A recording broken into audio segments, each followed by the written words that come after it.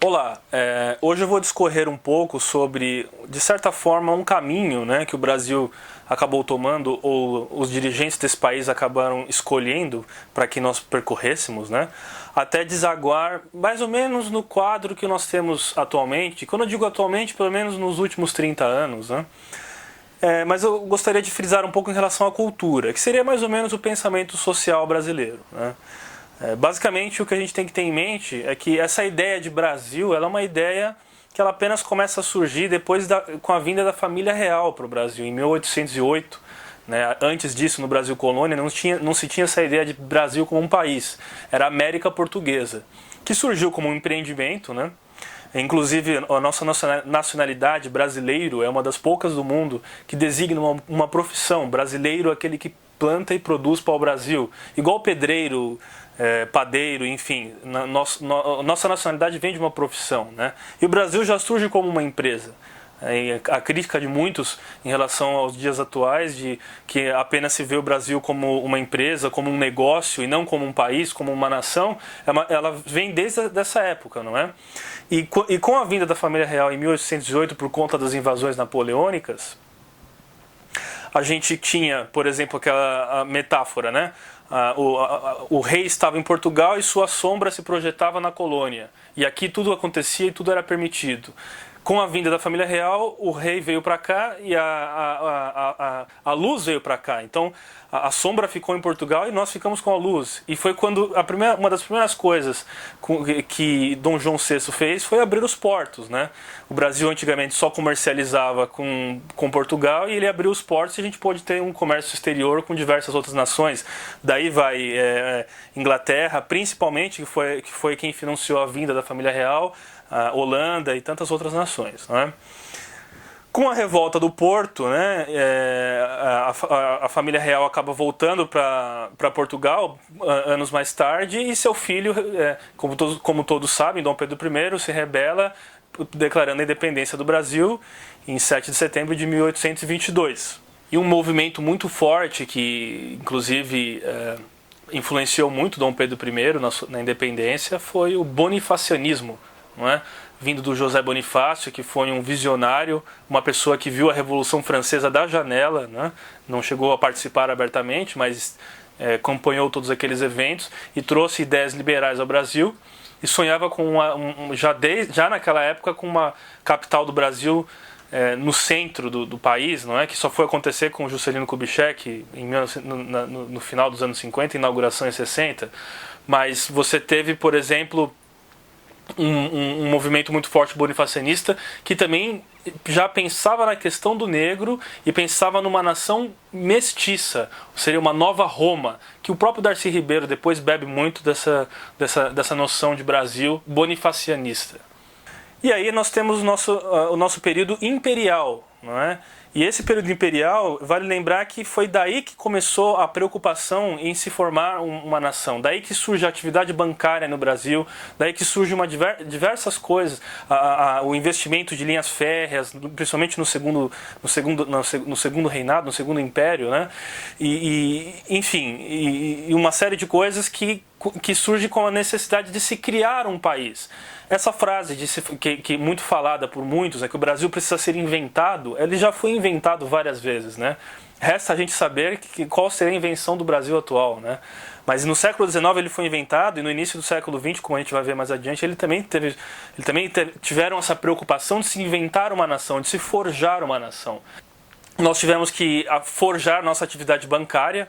Então o Brasil é um país curioso porque o banco ele é uma resultante do comércio, né?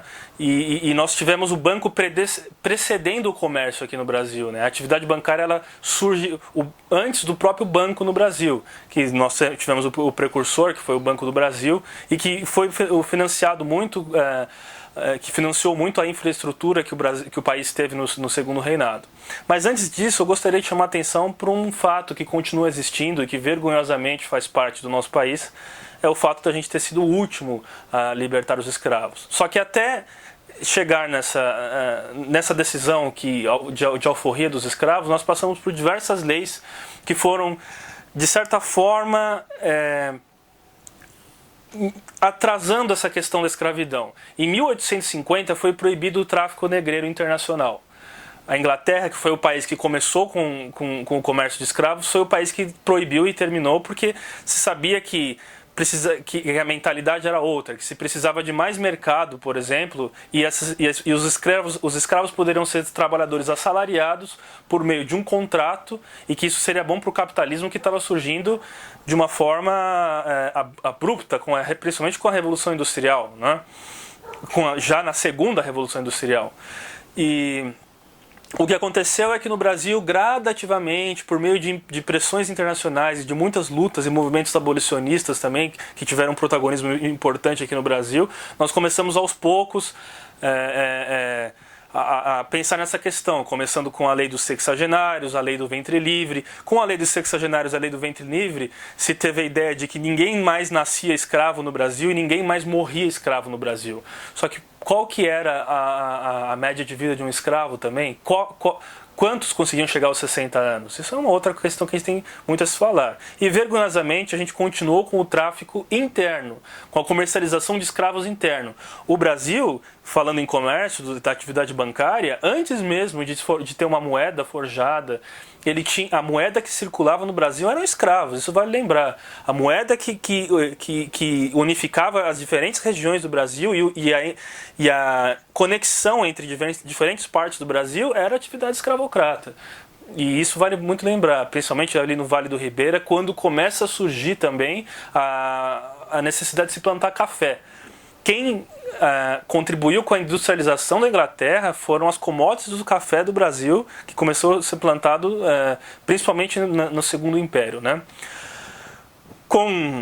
No Segundo Império nós temos Dom Pedro II, né, que teve uma criação tutória, né, por tutores, não é?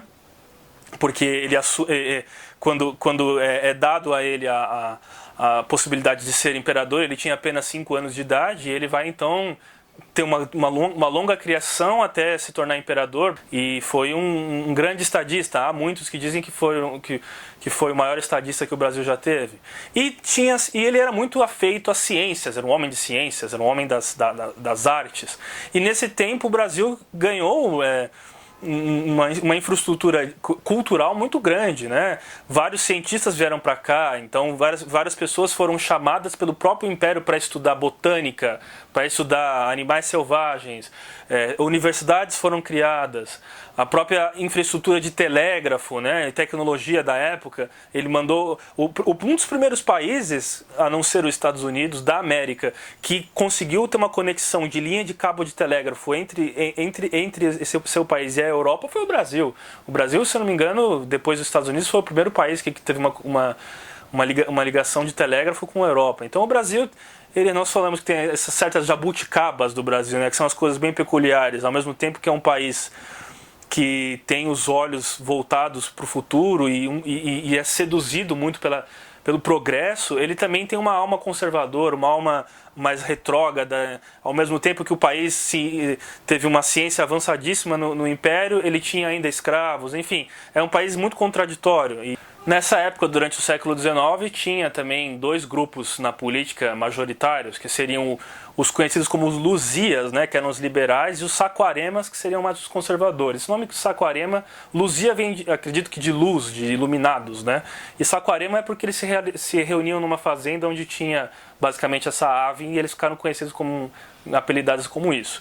Mas eu gostaria de chamar a atenção para a literatura, né? A necessidade de se forjar uma identidade nacional através da literatura. O Império encomendou muitos escritores para que forjassem uma história do Brasil, um mito fundador, um mito de criação do Brasil.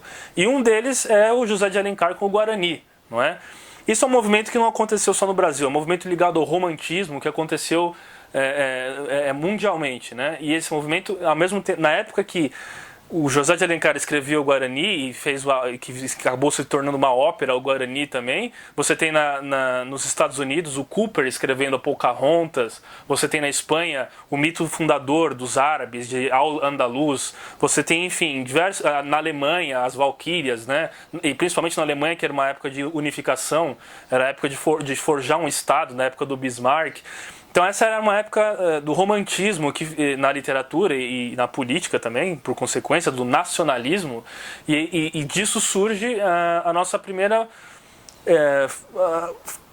característica de identidade nacional, de um mito fundador. Né? E é interessante que na obra do Guarani, o Peri seria um Guarani, né? Que foi eleito propositadamente a etnia Guarani, que era uma etnia dócil ao português, era uma etnia que colaborou muito com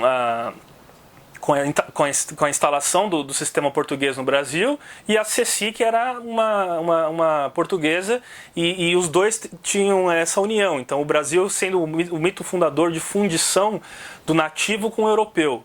E no final da história tem uma espécie de dilúvio, né, que é uma coisa bem bíblica também, né, e o Peri salva a Ceci arrancando um tronco das profundezas de um rio, não é? Então o Brasil seria então uma nação de supervalorização do índio, né? A gente começa, e nesse processo, infelizmente, o negro ficou de fora. O negro vai ter uma aparição muito forte nos anos 30, principalmente, na época do getulismo, mas a gente já vai chegar para falar lá. Mas nessa época do século XIX tem-se a supervalorização do índio, claro, etnias simpatizantes aos portugueses, né? E tinha uma outra linha conflitante que era a Confederação dos Tamoios, né? Uma linha que defendia uma coisa mais antropofágica, né? Que os tamoios eram os índios que lutaram contra os portugueses e resistiram bravamente à dominação portuguesa, né? Então a gente adentra o século XX já sendo república, que foi através de um golpe militar, a República, né? A gente fala muito em golpe hoje em dia, uma série de coisas, mas vale lembrar que o primeiro golpe que o Brasil teve foi a própria independência, um golpe que seu filho deu ao pai, né? O Dom Pedro em relação ao pai, e também a República, que foi um golpe militar.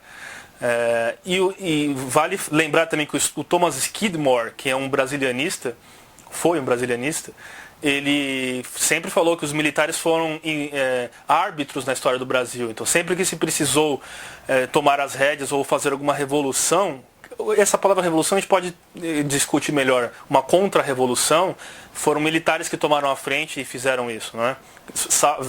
Vide Revolução de 30 com o tenentismo, a ditadura de 64 e por aí vai.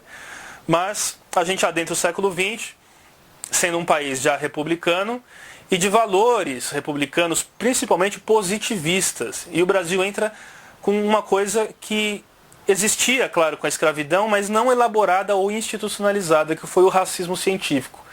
As ideias do Lombroso, né? Que foi um racista italiano, permeou muito o meio da República. E o negro acabou ficando de fora. O negro teve uma grande participação no Império e de destaque intelectual, diversos intelectuais e escritores, vide Lima Barreto, o próprio Machado de Assis, André Rebouças, que tem uma avenida em São Paulo, Rebouças, né, com seu nome, e acabou tendo ele ficando subalterno com a República. Então, a República, ao mesmo tempo que sonhava com um progresso, teve o lema Ordem e Progresso, que é um lema do positivismo de Augusto Comte, ele também retrocedeu em relação à inclusão do negro.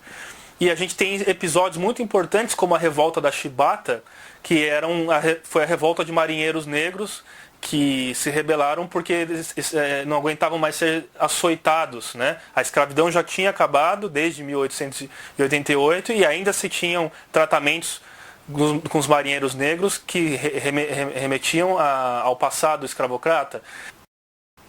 E a revolta da Chibata foi muito importante porque ela influenciou principalmente os movimentos da Semana de Arte Moderna de 1922, onde você tem um resgate de se tentar criar uma nova identidade ao Brasil, não é?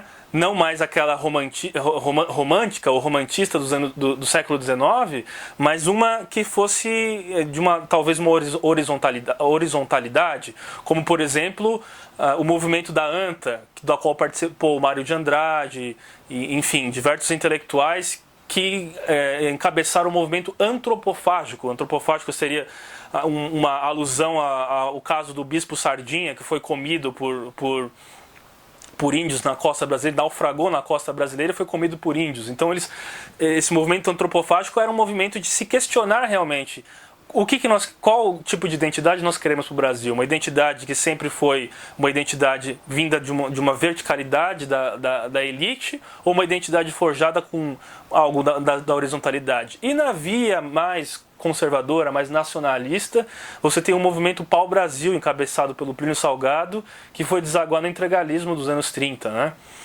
E nesse processo de criação de identidade do Brasil, a gente teve paralelamente na política o movimento política militar, né?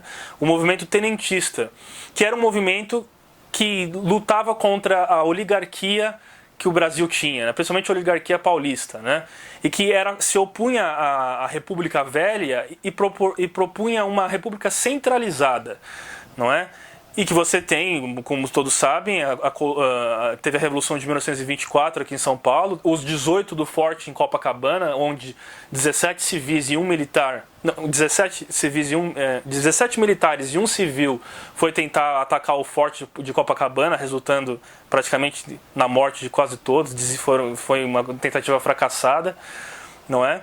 E a revolta de 1924 aqui em São Paulo, onde você teve uma das primeiras vezes a aparição do avião usado em combate aqui no Brasil, não é? E o movimento tenentista, ele é um movimento que se opunha à estrutura política do Brasil, né, oligárquica, e propunha uma centralização. E esse movimento foi muito importante, porque ele foi um movimento que foi viajando pelo Brasil todo, propondo ideias diferentes, também influenciados muito por uma questão positivista, uma questão nacionalista, centralizadora e positivista. E a resultante de tudo isso foi a Revolução de 30, com a chegada de Getúlio Vargas ao poder. Tem aquela foto muito famosa que está o Getúlio Vargas, o Góes Monteiro, enfim. E o Getúlio Vargas, ele era um cara que tinha contato com o próprio Luiz Carlos Prestes, né? Que foi da coluna Prestes, que foi ter a coluna Prestes anos depois. A coluna Prestes-Miguel Costa, do general Miguel Costa. Só que o Luiz Carlos Prestes estava já indo para o lado do comunismo. E ele falou, eu não quero contribuir para o seu governo porque eu sou comunista. E foi para Moscou, né? E a gente pode dividir a era Vargas principalmente com um primeiro período, que foi o período do governo chamado governo provisório, né? Onde você teve a Revolução de 32, que foi uma resposta à Revolução de 30 aqui em São Paulo, onde o poder não mais alternou entre Minas Gerais e São Paulo. Na República Velha o poder se alternava, né? Que foi a República do Café com Leite, e teve essa quebra. Os paulistas se sentiram traídos e consideravam Getúlio Vargas um traidor e fizeram uma revolução, né, que foi a Revolução Constitucionalista, onde eles queriam implementar uma Constituição muito liberal e muito à frente a seu tempo, na época, né? Só que saíram perdedores da Revolução, perderam a guerra, mas em 1934 a Constituição que os paulistas, muito da Constituição que os paulistas queriam foi implementada pelo Getúlio Vargas.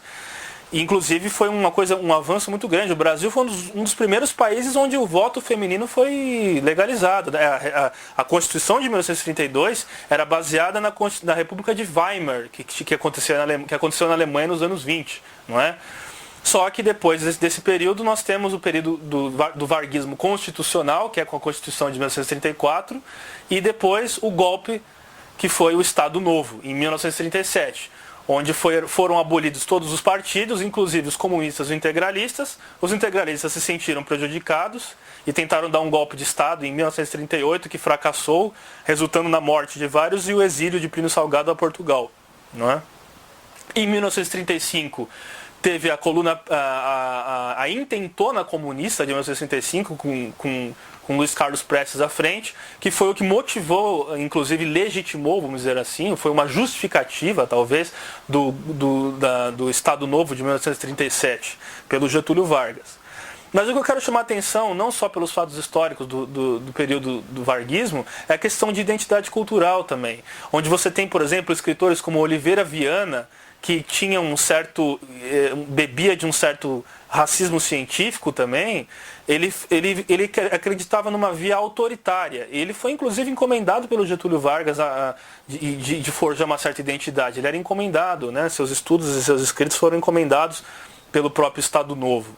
Na antropologia você tem o Gilberto Freire com Casa Grande Senzala, principalmente, né? Uma obra muito importante que foi revolucionária. E você tem os primeiros estudos ensaísticos, né? o próprio ISEB, que vai acontecer anos depois, com o Guerreiro Ramos, enfim, e diversos outros pensadores que foram pensando na questão brasileira, né? Na questão de forjar uma identidade nacional.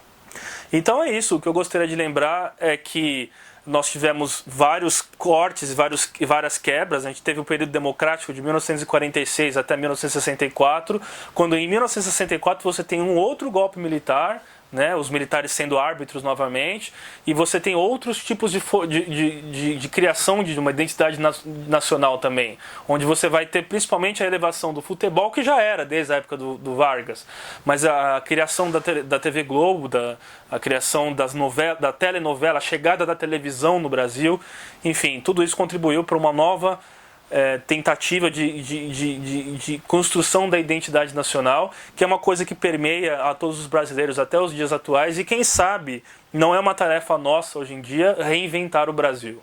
Obrigado.